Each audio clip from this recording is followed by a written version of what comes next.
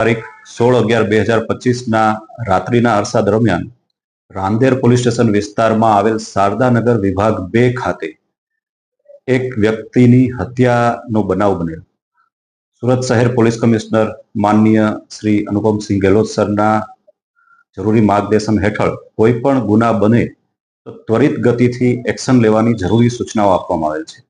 જે અનુસંધાને ઘટના સ્થળ પર પોલીસ અધિકારીઓએ તાત્કાલિક મુલાકાત લીધી, જરૂરી તપાસ હાથ ધરવામાં આવેલ અને રાંદેર પોલીસ સ્ટેશન ખાતે હત્યાની સંદર્ભમાં ગુનો દાખલ કરવામાં આવેલ.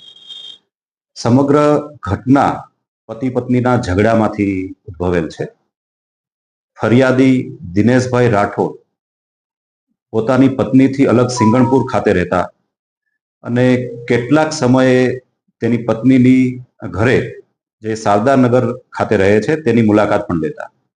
ગઈકાલ રાત્રિના અરસામાં ફરિયાદી દિનેશભાઈ તેના મિત્ર અજય સાથે, જે હાલમાં મૃતક છે, તેની સાથે પોતાના પત્નીના ઘરે બાળકોને મળવા માટે ગયેલ અને ઘરકંકાસ અને અન્ય કારણોસર ઝઘડો થયેલ.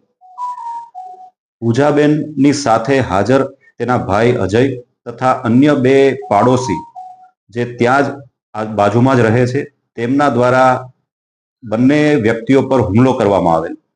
ઘરમાં વપરાતા ચપ્પુ દ્વારા બંને પર હુમલો કરેલ અને સમગ્ર ઘટનાક્રમ દરમિયાન અજયભાઈ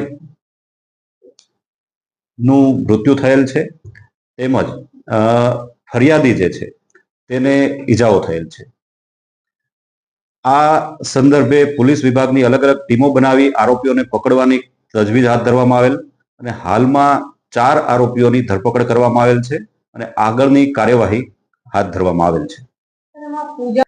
પૂજા જે છે એ ફરિયાદીના પત્ની છે અને જે ફરિયાદી છે તે સિંગણપુર ખાતે રહેતા હોવાનું જણાયેલ છે અને અન્ય કોઈ સ્ત્રી સાથે તેના અનૈતિક સંબંધ હોવાનું જાણવા મળેલ છે અને આ જ કારણથી પોતાની પત્ની પૂજા સાથે તેઓને ઝઘડો પણ થયેલો અને આ જ કારણથી પૂજાએ તેના પતિ પર, જે આ ફરિયાદી છે, તેના પર ઘરમાં વપરાતા ચપ્પુ વડે હુમલો કરેલો અને પૂજાના ભાઈ દ્વારા ફરિયાદીના મિત્ર જે સાથે આવેલા તેના પર હુમલો કરેલો અને તેનું મૃત્યુ થયેલું.